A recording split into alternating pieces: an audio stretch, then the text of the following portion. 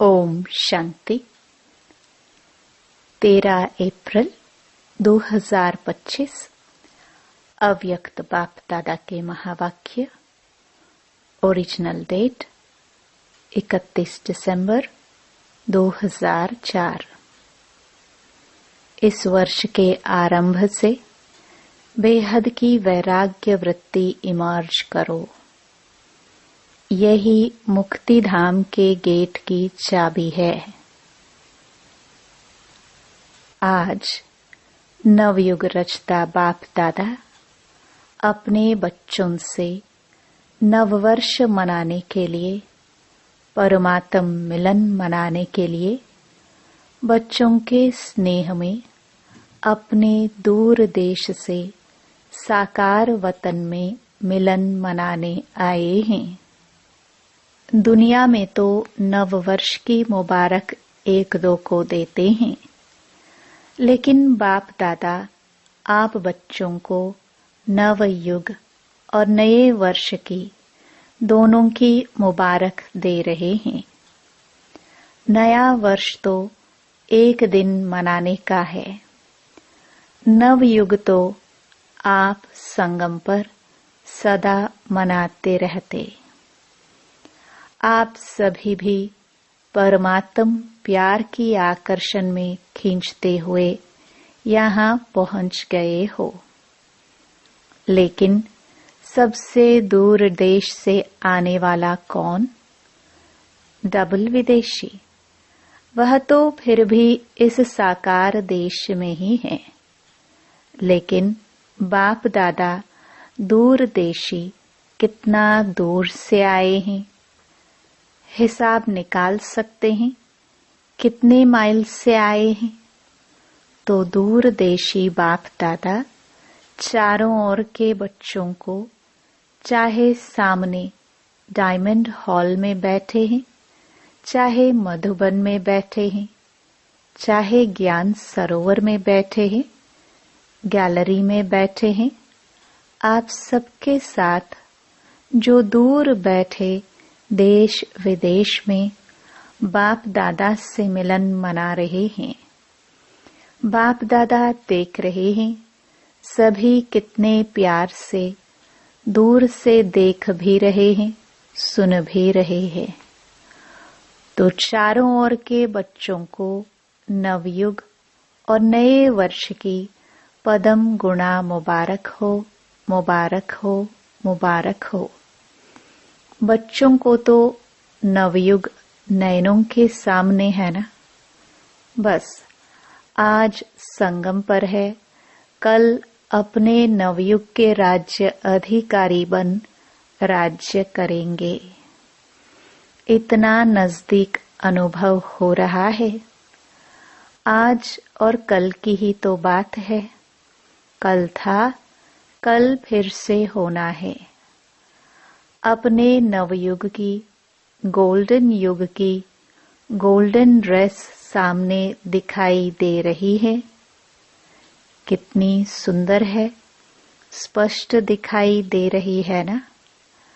आज साधारण ड्रेस में है और कल नवयुग की सुंदर ड्रेस में चमकते हुए दिखाई देंगे। नव वर्ष में तो एक दिन के लिए एक दो को गिफ्ट देते हैं, लेकिन नवयुग रचता बाप दादा ने आप सबको गोल्डन वर्ल्ड की सौगात दी है, जो अनेक जन्म चलने वाली है। विनाशी सौगात नहीं है, अविनाशी सौगात बाप ने आप बच्चों को दे दी है। याद है ना? भूल तो नहीं गए हो ना? सेकंड में आ जा सकते हो। अभी अभी संगम पर, अभी अभी अपनी गोल्डन दुनिया में पहुंच जाते हो कि देरी लगती है? अपना राज्य स्मृति में आ जाता है ना। आज के दिन को विदाई का दिन कहा जाता है और 12 बजे के बाद बधाई का दिन कहा जाएगा। तो विदाई के दिन, वर्ष की विदाई के साथ साथ आप सबने वर्ष के साथ और किसको विदाई दी? चेक किया, सदा के लिए विदाई दी व थोड़े समय के लिए विदाई दी? बाप दादा ने पहले भी कहा है कि समय की रफ्तार तीव्र गति से जा रही है, तो सारे वर्ष की रिजल्ट में चेक किया कि क्या मेरे पुरुषार्थ की रफ्तार तीव्र रही या कब कैसे रही? दुनिया की हालतों को देखते हुए अब अपने विशेष 2 स्वरूप को इमर्ज करो। वह 2 स्वरूप हैं, एक सर्वप्रति रहमदिल और कल्याणकारी, और दूसरा हर आत्मा के प्रति सदा दाता के बच्चे, मास्टर दाता। विश्व की आत्माएं बिल्कुल शक्तिहीन, दुखी, अशांत चिल्ला रही हैं। बाप के आगे, आप पूज्य आत्माओं के आगे पुकार रही है, कुछ घड़ियों के लिए भी सुख दे दो, शांति दे दो, खुशी दे दो, हिम्मत दे दो। बाप तो बच्चों के दुख, परेशानी को देख नहीं सकते, सुन नहीं सकते। क्या आप सभी पूज्य आत्माओं को रहम नहीं आता? मांग रहे हैं दो दो दो, तो दाता के बच्चे कुछ आंचली तो दे दो। बाप भी आप बच्चों को साथी बना के, मास्टर दाता बना के, अपने राइट हैंड बना के यही इशारा देते हैं। इतनी विश्व की आत्माएं सभी को मुक्ति दिलानी है, मुक्ति धाम में जाना है। तो हे दाता के बच्चे, अपने श्रेष्ठ संकल्प द्वारा, मनसा शक्ति द्वारा, चाहे वाणी द्वारा, चाहे संबंध संपर्क द्वारा, चाहे शुभ भावना, शुभ कामना द्वारा, चाहे वाइब्रेशन वायुमंडल द्वारा, किसी भी युक्ति से मुक्ति दिलाओ। चिल्ला रहे हैं मुक्ति दो। बाप दादा अपने राइट हैंड्स को कहते हैं रहम करो। अभी तक हिसाब निकालो, चाहे मेगा प्रोग्राम किया है, चाहे कॉन्फ्रेंस की है, चाहे भारत में या विदेश में सेंटर्स भी खोले हैं, लेकिन टोटल विश्व के आत्माओं की संख्या के हिसाब से कितनी % में आत्माओं को मुक्ति का रास्ता बताया है? सिर्फ भारत कल्याणकारी हो या विदेश में जो भी 5 खंड हैं, तो जहां जहां सेवा केंद्र खोले हैं वहां के कल्याणकारी हो व विश्व कल्याणकारी हो। विश्व का कल्याण करने के लिए हर एक बच्चे को बाप का हैंड, राइट हैंड बनना है। किसको भी कुछ दिया जाता है तो किससे दिया जाता है? हाथों से दिया जाता है ना। तो बाप दादा के आप हैंड्स हो ना, हाथ हो ना। तो बाप दादा राइट हैंड्स से पूछते हैं कितनी % का कल्याण किया है, कितनी % का किया है? सुनाओ, हिसाब निकालो। पांडव हिसाब करने में होशियार है ना, इसलिए बाप दादा कहते हैं अब स्व पुरुषार्थ और सेवा के भिन्न भिन्न विधियों द्वारा पुरुषार्थ तीव्र करो। स्व की स्थिति में भी 4 बातें विशेष चेक करो।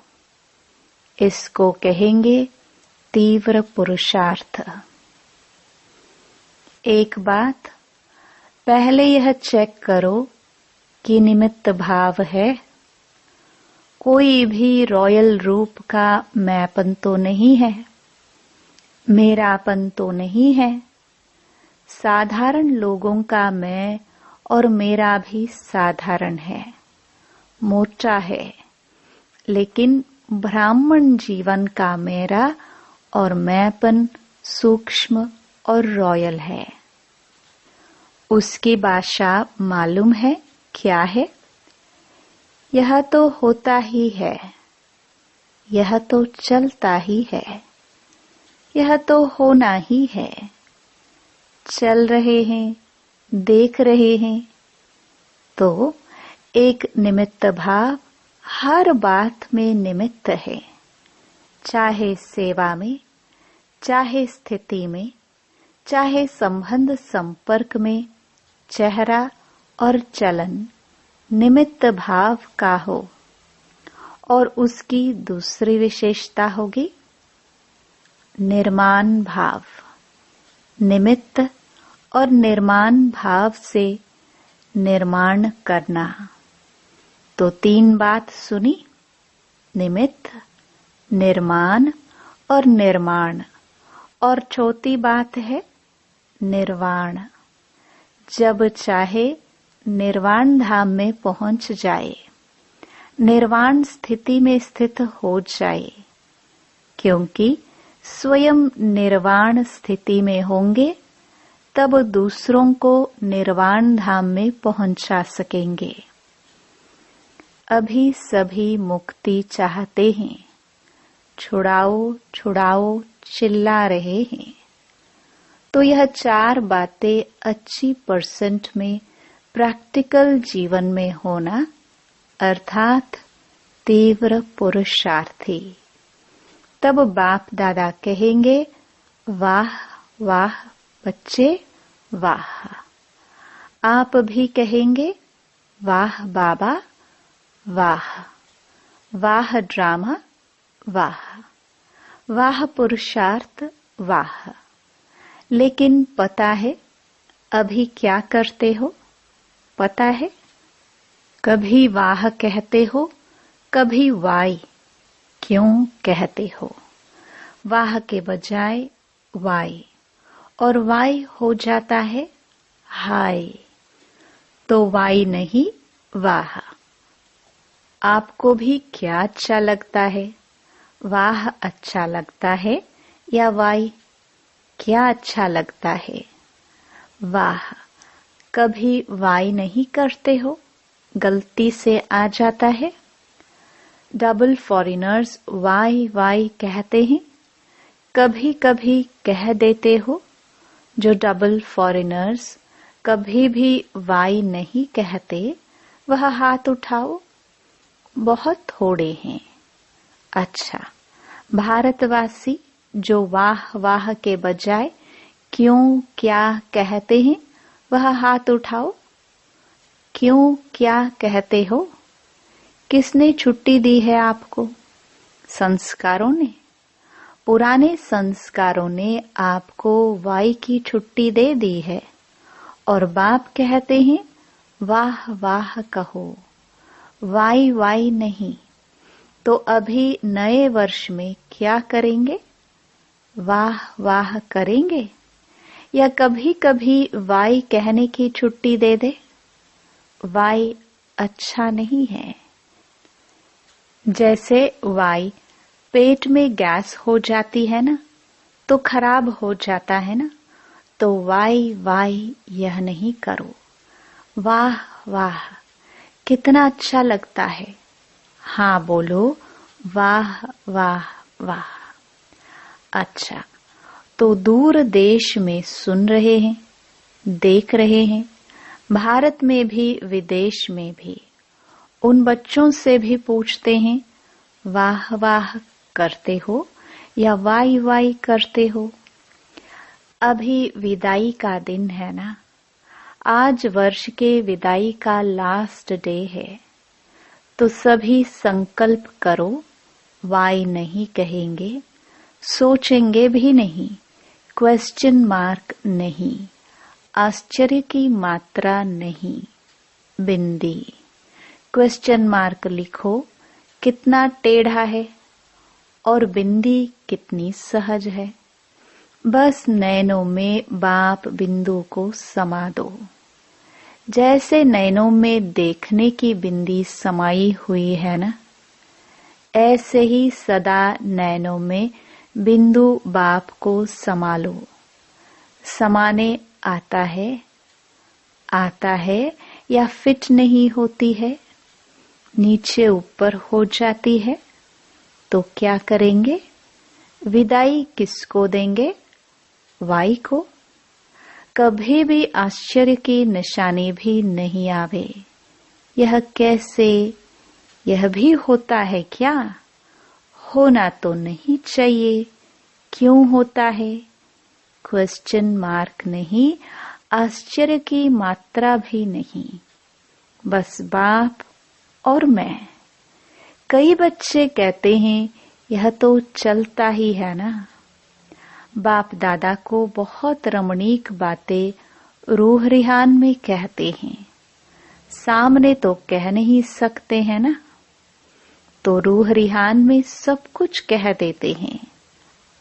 अच्छा, कुछ भी चलता है, लेकिन आपको चलना नहीं है, आपको उड़ना है।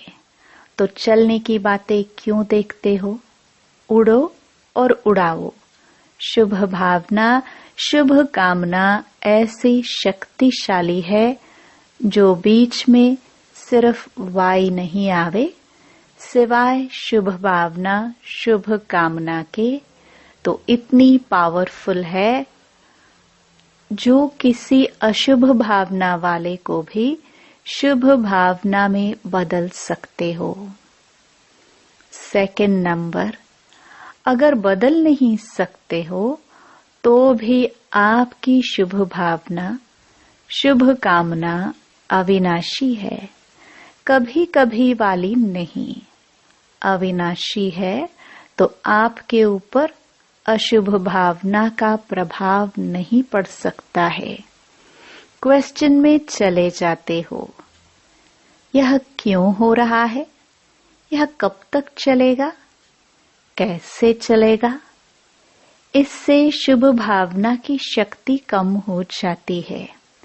नहीं तो शुभ भावना शुभ कामना इस संकल्प शक्ति में बहुत शक्ति है। देखो, आप सभी आए बाप दादा के पास। पहला दिन याद करो, बाप दादा ने क्या किया। चाहे पतित आए, चाहे पापी आए, चाहे साधारण आए, भिन्न भिन्न वृत्ति वाले, भिन्न भिन्न भावना वाले आए, बाप दादा ने क्या किया? शुभ भावना रखी ना। मेरे हो, मास्टर सर्वशक्तिवान हो, दिल तख्त नशीन हो, यह शुभ भावना रखी ना। शुभ कामना रखी ना, उससे ही तो बाप के बन गए ना। बाप ने कहा क्या कि हे पापी क्यों आए हो? शुभ भावना रखी। मेरे बच्चे, मास्टर सर्वशक्तिवान बच्चे, जब बाप ने आप सबके ऊपर शुभ भावना रखी, शुभ कामना रखी, तो आपके दिल ने क्या कहा? मेरा बाबा। बाबा ने क्या कहा? मेरे बच्चे। ऐसे ही अगर शुभ भावना शुभ कामना रखेंगे तो क्या दिखाई देगा? मेरा कल्प पहले वाला मीठा भाई, मेरी सिखिलधी बहन परिवर्तन हो जाएगा। तो इस वर्ष में कुछ करके दिखाना, सिर्फ हाथ नहीं उठाना। हाथ उठाना बहुत सहज है, मन का हाथ उठाना क्योंकि बहुत काम रहा हुआ है, बाप दादा तो नजर करते हैं, विश्व की आत्माओं के ऊपर तो बहुत तरस पड़ता है। अब प्रकृति भी तंग हो गई है। प्रकृति खुद तंग हो गई है तो क्या करे, आत्माओं को तंग कर रही है। और बाप बच्चों को देख के तरस में आ जाते हैं। आप सबको तरस नहीं आता, सिर्फ खबर सुनकर चुप हो जाते हो। बस इतनी आत्माएं चली गई, वो आत्माएं संदेश से तो वंचित रह गई।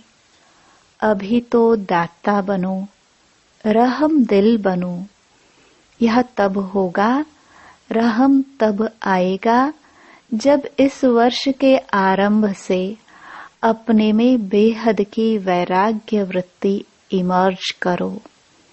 बेहद की वैराग्य वृत्ति, यह देह की देहभान की स्मृति, यह भी बेहद के वैराग्य की कमी है। छोटी छोटी हद की बातें स्थिति को डगमग करती है। कारण बेहद की वैराग्य वृत्ति कम है, लगाव है। वैराग्य नहीं है, लगाव है। जब बिल्कुल बेहद के वैरागी बन जाएंगे, वृत्ति में भी वैरागी, दृष्टि में भी बेहद के वैरागी, संबंध संपर्क में, सेवा में, सब में बेहद के वैरागी, तभी मुक्ति धाम का दरवाजा खुलेगा। अभी तो जो आत्माएं शरीर छोड़कर जा रही हैं, फिर जन्म लेंगी, फिर दुखी होंगी।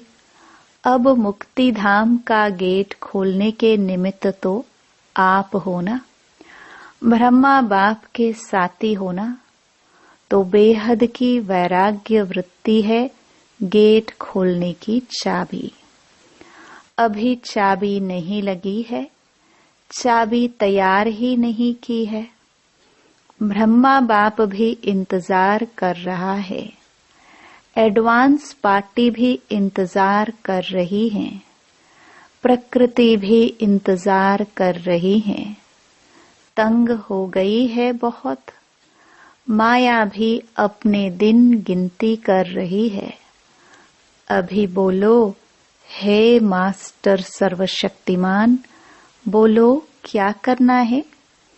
इस वर्ष में कोई नवीनता तो करेंगे ना। नए वर्ष कहते हैं तो नवीनता तो करेंगे ना। अभी बेहद के वैराग्य की, मुक्ति धाम जाने की चाबी तैयार करो। आप सभी को भी तो पहले मुक्ति धाम में जाना है ना। ब्रह्मा बाप से वायदा किया है, साथ चलेंगे, साथ आएंगे, साथ में राज्य करेंगे, साथ में भक्ति करेंगे। तो अभी तैयारी करो। इस वर्ष में करेंगे कि दूसरा वर्ष चाहिए। जो समझते हैं इस वर्ष में अटेंशन प्लीज। बार बार करेंगे, वह हाथ उठाओ। करेंगे, फिर तो एडवांस पार्टी आपको बहुत मुबारक देगी। वह भी थक गए हैं। अच्छा, टीचर्स क्या कहती हैं? पहली लाइन क्या कहती हैं? पहले तो पहली लाइन के पांडव और पहली लाइन की शक्तियां जो करेंगे वह हाथ उठाओ। आधा हाथ नहीं, आधा उठाएंगे तो कहेंगे आधा करेंगे। लंबा हाथ उठाओ। अच्छा, मुबारक हो, मुबारक हो। अच्छा, डबल विदेशी हाथ उठाओ। एक दो में देखो किसने नहीं उठाया है। अच्छा, यह सिंधी ग्रुप भी हाथ उठा रहा है। कमाल है, आप भी करेंगे? सिंधी ग्रुप करेंगे? तब तो डबल मुबारक हो। बहुत अच्छा। एक दो को साथ देकर शुभ भावना का इशारा देते हाथ में हाथ मिलाते करना ही है। अच्छा, सभा में कोई ने आवाज की, सब बैठ जाओ, नथिंग न्यू। अभी अभी 1 सेकंड में बिंदु बन बिंदु बाप को याद करो, और जो भी कोई बातें हो उसको बिंदु लगाओ। लगा सकते हो? बस 1 सेकंड में मैं बाबा का, बाबा मेरा। अच्छा, अभी चारों ओर के सर्व नए युग के मालिक बच्चों को, चारों ओर के नए वर्ष मनाने के उमंग उत्साह वाले बच्चों को सदा उड़ते रहना और उड़ाते रहना। ऐसे उड़ती कला वाले बच्चों को सदा तीव्र पुरुषार्थ द्वारा विजयी माला के मणके बनने वाले विजयी रत्नों को बाप दादा का नए वर्ष और नए युग की दुआओं के साथ साथ पदम गुणा थालियां भर भर के मुबारक हो, मुबारक हो। एक हाथ की ताली बजाओ। अच्छा, वरदान। एकाग्रता के अभ्यास द्वारा एकरस स्थिति बनाने वाले सर्व सिद्धि स्वरूप भव।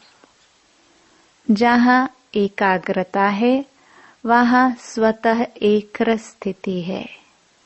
एकाग्रता से संकल्प, बोल और कर्म का व्यर्थपन समाप्त हो जाता है और समर्थपन आ जाता है।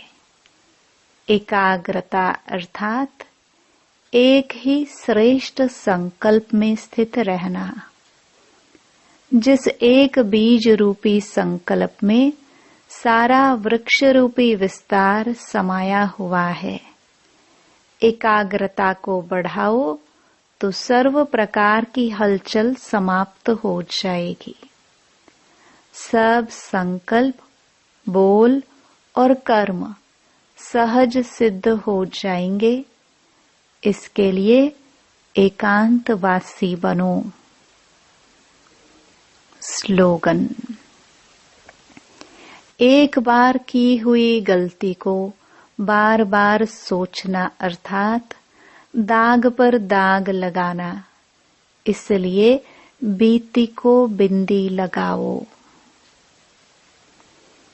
अव्यक्त इशारे।